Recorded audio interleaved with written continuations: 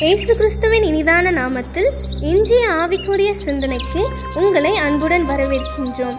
இப்போதும் ஒரு பாடலுக்கு பின்பு உங்கள் சிந்தையை தெளிவிக்கும் ஆவிக்குரிய செய்தியை கேட்கலாம்.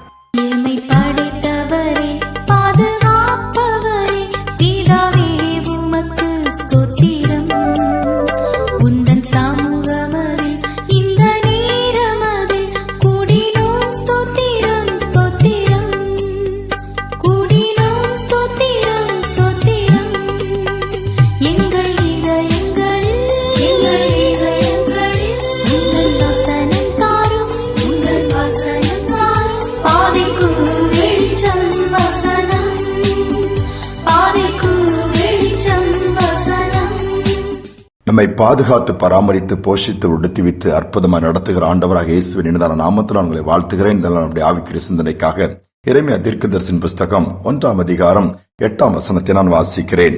நீ அவர்களுக்கு பயப்பட வேண்டாம், உன்னை காக்கும்படிக்கு நான் உன்னுடனே இருக்கிறேன் என்று கர்த்தர் சொல்லுகிறார். யோசித்து பாருங்கள், எரேமியா என்கிற ஒரு தீர்க்கதரிசி சிறு வயது தாயின் வயிற்றிலே உருவாகும் பொழுதே தீர்க்கதரிசியை தெரிந்து கொண்ட தேவன் என்று வேதம் சொல்லுகிறது. இப்பொழுது கர்த்தருடைய வார்த்தை உண்டாகும் பொழுது நான் சிறு பிள்ளையாக இருக்கிறேன் சொல்லி யோசிக்கும் பொழுது, நீ பயப்படாத, தைரியமாயிரு, நான் சொல்லுகிறதை போய் ஜனங்களுக்கு சொல் என்று சொல்லி நீ பயப்படாமல் இரு என்று சொல்வதோடு மட்டுமல்ல, உன்னை காக்கும்படிக்கு நான் உன்னுடனே இருக்கிறேன். பாருங்கள், நம்முடைய ஆண்டவர் நம்மளை பாதுகாக்கும்படி நம்மோடு கூட இருக்கிறாராம். நீ பாதுகாப்பு என்பது உலகத்துல கேள்விக்குறியாய் போயிடுச்சுல்ல. எவ்வளவுதான் வல்லமை படைத்த தேசங்களாக இருக்கலாம், ராணுவம் மற்ற தளவாடங்களையும் விமானங்களையும் யுத்த ஆயுதங்களை வைத்திருக்கும் தலைநகராக கூட இருக்கலாம், ராணுவங்களாக இருந்தாலும் நீ பாதுகாக்க வேண்டிய பாதுகாப்பை அவைகளால் கொடுக்க முடியவில்லை என்பதுதான் உண்மை. அப்படிப்பட்ட ஒரு காலகட்டத்துக்குள் வந்துவிட்டோம். எல்லா விதத்திலும் இன்னைக்கு அழிவுகள், இயற்கையினாலே, இன்னும் மனிதனுடைய செயல்களினாலே, யுத்தங்களினாலே, பூமி அதிர்ச்சிகளினாலே, என்ன சொல்லப்போன கொள்ளை நோய்களினாலே, எல்லா பக்கத்திலும் இன்னைக்கு மனுக்குள்ள வேகமாய் பாதிக்கப்பட்டு அழிந்து கொண்டிருக்கிற இந்த காலகட்டத்திலே இன்னைக்கு யார் நம்மை பாதுகாப்பது? எங்கு பாதுகாப்பான ஒரு இடம்? இந்த இடமெல்லாம் பாதுகாப்பான இடம். பூமி அதிர்ச்சியே வரான்னு சொன்ன இடங்கள்லாம் இப்ப பூமி அதிர்ச்சி வருகிறது. இந்த இடத்துல எந்தவித கஷ்டங்கள் வராதுன்னா அங்கு போனாலும் கஷ்டங்களும் நஷ்டங்களும் சேர்ந்துதான் வருகிறது. இப்படிப்பட்ட காலகட்டத்துல தைரியமாய் ஆண்டவர் தன்னுடைய தாசனாகிய எரேமியாவை பார்த்து சொன்ன காரியம் அது, நீ பயப்பட வேண்டாம், ஏன் நான் உன்னை காக்கும்படி உன்னோடு கூட இருக்கிறேன். ஏன்னா ஆண்டவர் கூட இருந்தார்னா அவரை தாண்டி நம்மள ஒன்றுமே எதுவும் செய்ய முடியாது. எப்படிப்பட்ட காரியங்களா இருக்கலாம், எப்படிப்பட்ட ஆயுதங்களாக இருக்கலாம், எப்படிப்பட்ட குண்டுவெடிப்புகளாக கூட இருக்கலாம், ஆனால் கர்த்தர் அவைகளுக்கு தப்புவிப்பார். அவைகளின் நின்று பாதுகாத்து நம்மளை பராமரித்து அற்புதமாய் நடத்த அவரால் முடியும். இன்னைக்கு எங்கு பார்த்தாலும் பதட்டம் தானே. இந்த நாளில் உன்னை பாதுகாப்புக்காக அங்கிங்க தேடி என்ன செய்வதுன்னு தத்தளிக்கிறீங்களா? ஆண்டோட சமூகத்துல வந்து நீங்க பாதுகாக்க வல்லவரப்பா. இஸ்ரவேலை காக்கிற தேவன் உறங்குவதும் இல்லை, தூங்குவதும் இல்லை.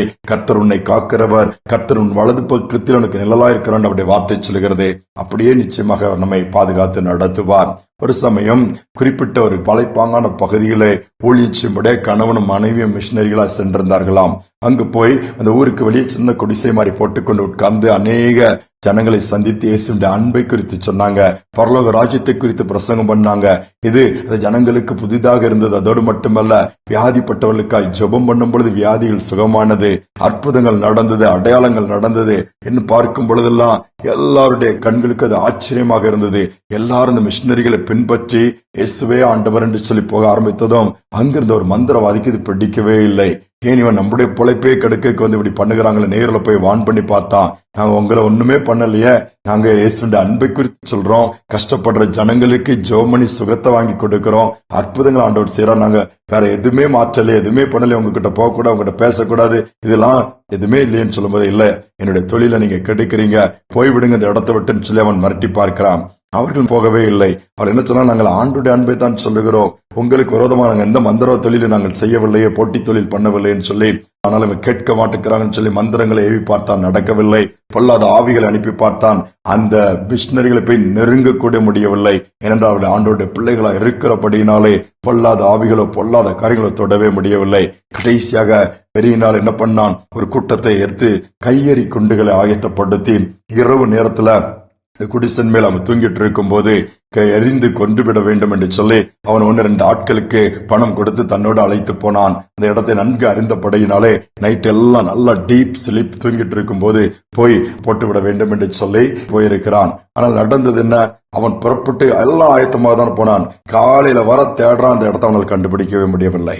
தேடி தேடி பார்க்கிறான், அந்த குடிசை இங்கதானே போட்டிருந்தான், இந்த இடம் தானே போட்டிருந்தான் சொல்லி சுத்தி சுத்தி பார்த்து கண்டே பிடிக்க முடியல.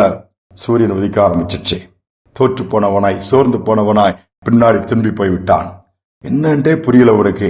இப்படியாவது அழித்து விடலாம் நினைத்தும் அழிக்க முடியவில்லை என்று சொல்லிவிட்டு திரும்ப அடுத்த நாள் கொஞ்சம் நேரம் கழிச்ச பிறகு அந்த பகுதி போனால் அந்த குடிசை அங்குதான் இருக்கிறது. அங்குதான் கணவன் மனைவியும் அங்கு இருக்கிறார்கள். உடனே அவனுக்கு ஒண்ணுமே ஓடல. உடனே அவனுக்குள்ள ஒரு பயம் ஏற்பட ஆரம்பிச்சவர்களை குறித்து.